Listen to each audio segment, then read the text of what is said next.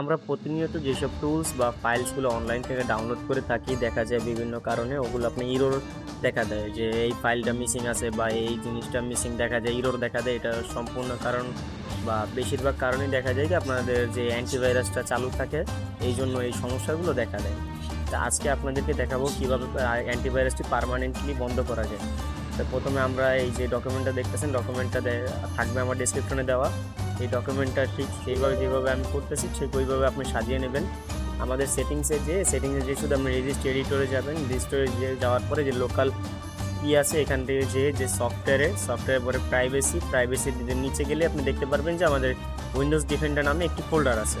এই ফোল্ডারটার উপরে ক্লিক করবেন। ক্লিক করার পরে আমার যে এই টেক্সটটা দেওয়া আছে, এই টেক্সটটার মধ্যে ঠিক আছে স্টেপ বাই স্টেপ সব লেখা আছে। যে নিচ থেকে আপনি শুধু কপি করবেন, কপি করে এখানে পেস্ট করে দিবেন, যেভাবে ঠিক আমি করতেছি।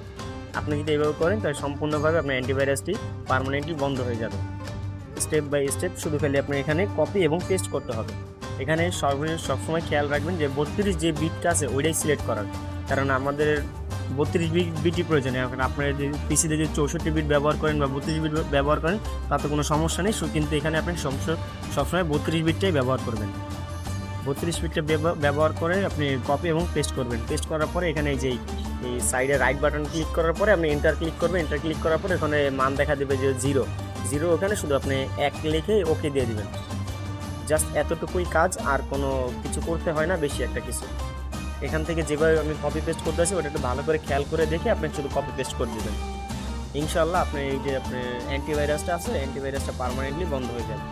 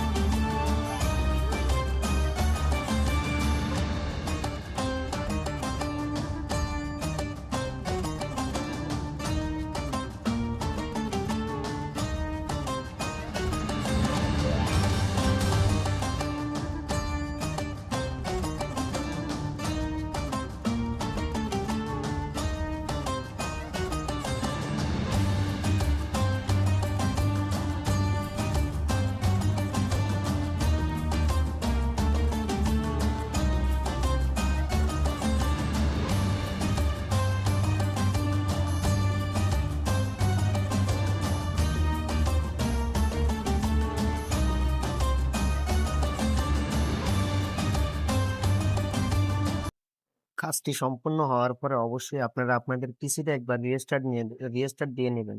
রিস্টার্ট দেওয়ার পরে অ্যান্টিভাইরাসে প্রবেশ করলে আপনি এখানে দেখতে পারবেন this setting is managed by administrator. যদি এই লেখাটা উঠে তখনই বুঝতে পারবেন যে আপনার অ্যান্টিভাইরাসটি পার্মানেন্টলি বন্ধ হয়ে গেছে।